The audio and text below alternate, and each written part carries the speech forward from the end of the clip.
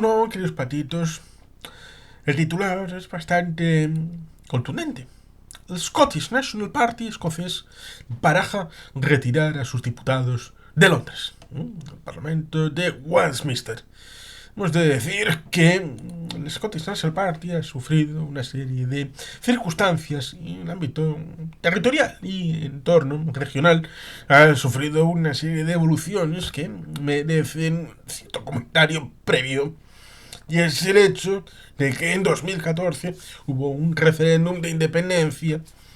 con la mirada respecto de la batalla de Stirling del 1314 y la búsqueda de un lugar bajo el continente europeo más cercano de Francia o de los países nórdicos respecto de la Gran Bretaña. Con la evolución posterior de junio del 2016, donde se produjo la votación del Brexit, en donde el Reino Unido aparentemente decidió la salida de la Unión Europea, cosa que habían prometido a los escoceses que si votaban que sí a la independencia, ellos se iban a largar de la Unión Europea. Como le dijeron a Cataluña y como le dijeron al País Vasco y como le dijeron a otros territorios que quieren la independencia sin dejar de ser europeos. Una fórmula de chantaje, dicho en plata. Lo cual evidentemente fue una mentira, porque dijeron que no a la independencia de Escocia en 2014 con un 55-45%.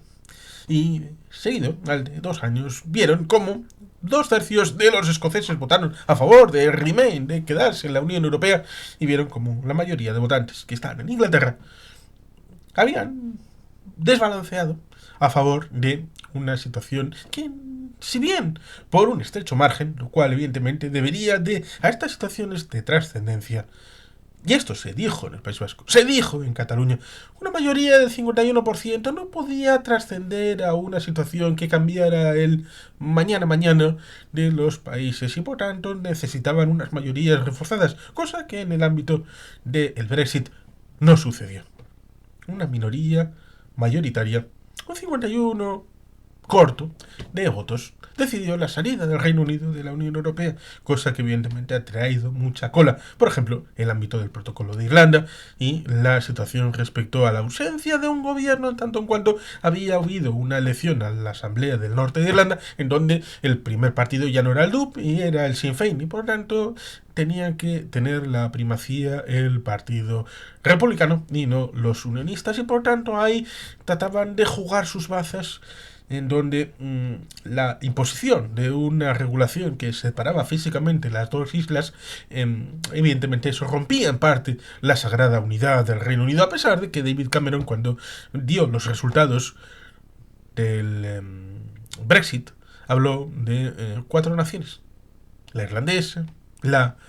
galesa, la inglesa y la escocesa. Y por tanto hay esa dualidad respecto a la situación del Reino Unido, en donde evidentemente en el ámbito de Escocia incluso Nicola Sturgeon dimitió. Algo tuvo que ver con el asunto de la ley transgénero, el asunto de cierta cárcel y cierto preso, que tuvo una situación bastante complicada, que conecta con Irene Montero, la ley trans, la ley de solo sí es sí, y cierto feminismo que ha llevado a la refractación,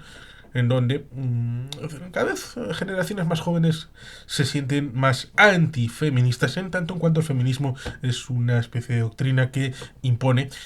el yo o ellos, el nosotros o el nosotros, el o con nosotros o contra nosotros, y por tanto eso es una doctrina que ha tenido sus consecuencias en el ámbito de la integración migratoria. Tenemos la curiosa situación que, por lo menos por ahora, en 2024, tenemos a un primer ministro en el Reino Unido de origen hindú, como es Rishi Sunak, y a un primer ministro en Escocia que es de origen pakistaní. Por tanto, resulta curioso ahí esa situación en donde, pues en principio, heredado del ámbito anterior de Nicola Sturgeon, había la vocación de llevar a un segundo referéndum de Escocia a la independencia. ¿Por qué? Pues por una razón bien sencilla. Si a Escocia le quitaron el hecho de ser Unión Europea por ser parte del Reino Unido, entonces el Reino Unido necesita legítimamente permitir a Escocia tener un nuevo referéndum. Pero había dudas epistemológicas, por decirlo suavemente, judiciales más bien, como es el hecho de que esa cesión, ese acuerdo, esa formulación pactada del hecho de que hubiera una capacitación al Parlamento de Escocia para que pudiera ejercer la modelación del referéndum, a pesar de que fue un pacto previo entre el gobierno de Westminster y el gobierno de Holyrood en el ámbito de Edimburgo y de Londres, llegar a un acuerdo de cómo tendría que ser, porque no podemos sustraernos del hecho de recordar el pequeño detalle de que el gobierno de Escocia quería un acuerdo de pregunta con 3 respuestas. Sí, no y Devomax. ¿Qué es Devomax? Devolution Maximized. Devolución maximizada. Y eso nos lleva al 77 y nos lleva al 97. Nos lleva al hecho de que no hubo la capacitación en el año 77 para un autogobierno escocés, aparentemente porque no se habían dado las determinadas circunstancias respecto al turnout de votantes, y que evidentemente eso significaba que había que esperar otros 20 años a la llegada de Tony Blair a el Downing Street para que se abriera la posibilidad de una autonomización de las naciones que no eran la inglesa, con la reapertura del Parlamento en Escocia y el ámbito del norte de Irlanda y el ámbito de Gales. Y esto en principio estaba previsto por esa situación del Parlamento escocés en el ámbito de la circunscripción uninominal y del ámbito regional para favorecer al Partido Laborista, lo cual evidentemente al de un tiempo acabó, al de un tiempo son 10 años, no menos, pero bueno, al de 10 años acabó dando el paso al Scottish National Party con Sir Alex Salmond. Y esto evidentemente dio pie a la búsqueda de la independencia. Primero con Alex Salmond con el referéndum de 2014, cuando fue que no, le dimitió y entró Nicola Sturgeon. Y ahí tenemos esa situación en la que, en principio, el autogobierno regional estaba restringido a una serie de elementos y que se querían ampliar, negociado la posibilidad, y eso evidentemente necesita del concurso del pueblo, porque asumir simplemente la dicotomía de sí o no a la independencia, eso elimina la posibilidad de negociar elementos de autogobierno, ya sea para poder incorporar a otra serie de personas. Es decir, que solamente están los que ven algún tipo de problemas con el hecho de autogobierno y quieren algo distinto, y los que simplemente se niegan y dicen que no hay nada que hablar y todo está perfecto tal y como está. Por eso resulta interesante que para tratar de acomodar la situación para votar que no, los 3 líderes, Nick Clegg por los liberaldemócratas, Gordon Brown por los laboristas y propio David Cameron por los conservadores, hicieron un acuerdo a 3 para presentar un paquete de medidas de más autogobierno dentro de la opción del no, lo cual en cierta medida intentaron desmarcarse de lo que había sido más parecido a lo propuesto para el País Vasco y para Cataluña, que es palo y zanahoria y sin zanahoria.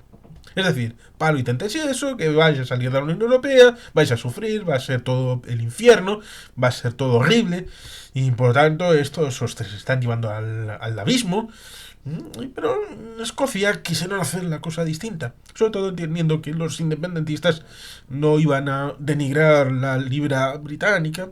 no iban a denigrar la jefatura del Estado en la figura de la reina de Escocia, la reina Isabel II,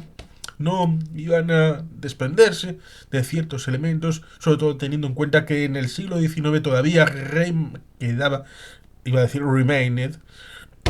quedaba la administración sotogoberno, que era el asunto de por ejemplo, la iglesia escocesa nunca ha sido sino propia, la libra formalmente, a pesar de que sea británica, tenía una formulación propia en Escocia. El tema de las selecciones deportivas, siempre aparte, como en el torneo de las Seis Naciones, en la selección de fútbol. Esto chocó, por ejemplo, en las Olimpiadas, los Juegos Olímpicos de Londres 2012, cuando la selección aparentemente británica, porque participaba el Reino Unido como la selección deportiva de fútbol, se vio incorporada solamente por ingleses y Ryan Giggs como galés ocasional, y no había irlandeses y no había escoceses. Y hubo problemas con el tema del himno, porque pusieron el himno inglés, no el británico. No pusieron el God Save the Queen, pusieron el Rule Britannia, y por lo tanto ahí hubo cabreo, incluso en el tibio acomodaticio de Ryan Giggs. Y por tanto ahí, incluso habiendo sido partícipe del mejor Manchester United de su historia, tal vez, pues ahí hubo choques identitarios. Por tanto, ahí tenemos una marejada de fondo que está mediatizada por esta situación de corrupción interna que llevó al primer ministro de origen pakistaní, y que, evidentemente, eso derivó en una situación como la que hemos vivido en los últimos tiempos en Escocia, en donde la perspectiva de voto, tanto en las siguientes elecciones al Parlamento escocés como a las elecciones al Parlamento británico, se ha rebajado bastante la expectativa de voto para el Scottish National Party. Y por tanto es entendible que quieran hacer algo efectista, algo que trascienda, que ponga frasos al asunto, a Rauchak. Y por tanto ahí sentimos de entender. Algo que desde el ámbito que podemos hablar de Josu John, Scottish Power y Iberdrola, porque hay una conexión más allá de lo folclórico, en lo económico también, ¿no? Una relación vascos, escoceses, pueden aprender un elemento interesante, porque uno de los papers que después del no a la independencia en 2014 miraron al concierto económico como un elemento interesante a implementar en Escocia, lo cual evidentemente es algo que tienen que negociarlo, en su caso, con Londres desde Edimburgo. Pero evidentemente hay un hilo interesante, y es que el Grupo Vasco en el Congreso, en 1980, se retiró.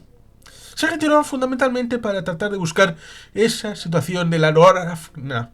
No, la LOAFNA fue en 1982, la LOFCA. Estamos hablando no de la Ley Orgánica de Reintegración del Mejoramiento del Fuero de Navarra, que es el Estatuto de Navarra, que incorpora, por ejemplo, en el artículo 54 una referencia a la seguridad social,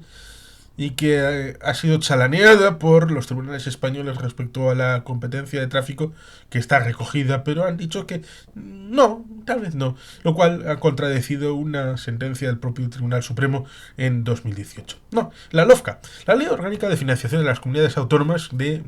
septiembre del año 1980, y que fue modificada por última vez en 2009 y que no ha sido actualizada la formulación en 2014 ni en 2019 ni tampoco en 2024, la financiación de las comunidades autónomas de régimen común, y que evidentemente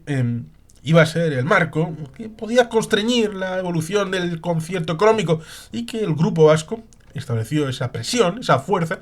para forzar que entrara una disposición adicional. La primera respecto al concierto económico vasco, la segunda para el convenio de Navarra. Lo mismo que en los años previos se había forzado la inclusión de una disposición adicional primera que daba paraguas a las realidades forales, como es la disposición adicional primera de la Constitución, negociada por Eusko Alderdi Jeltzalea, Partido Nacionalista Vasco, y por tanto ahí tenemos un elemento fundamental a la hora de jugar en el Congreso de los Diputados para, con la permeabilidad de jugar en un periodo en donde las mayorías y las minorías eran importantes, y por tanto se veía claro. Y bueno, pues solamente después de que fue posible esa incorporación de la disposición adicional en la LOFCA, respecto al respeto de ese autogobierno fiscal y financiero que se estaba negociando hasta el 30 de diciembre del año 1980 por Pedro Luis Uriarte y su equipo, pues entonces esa forma previa de anticipar esa negociación, la formulación de que en Tierra Vasca la ley orgánica de financiación de las comunidades autónomas respetaría el hecho diferencial del autogobierno vasco en las 4 hermanas forales. Por tanto, ahí sirvió de presión efectiva a la hora de establecer ese diálogo, y tal vez el Scottish National Party quiera aprender de esa situación para tratar de forzar sus propias realidades. ¿Cómo? Pues que destacadas voces dentro del Partido Nacional Escocés, Scottish National Party, en sus siglas en inglés, han advertido de que están planteando retirar a sus diputados en el Parlamento británico de lo que consideran un desprecio por no haber podido votar una moción presentada, en este caso el pasado lunes, no para pedir la independencia, no para pedir un concierto económico, sino para pedir un alto el fuego en la franja de Gaza. Aquí se ve un elemento interesante, como es el hecho de la ideología, el término woke, el término de el BNG y dentro de la UPG, respecto al hecho de que presentaran a Ana Pontón como es que va a ser la primera mujer de Galicia, en vez de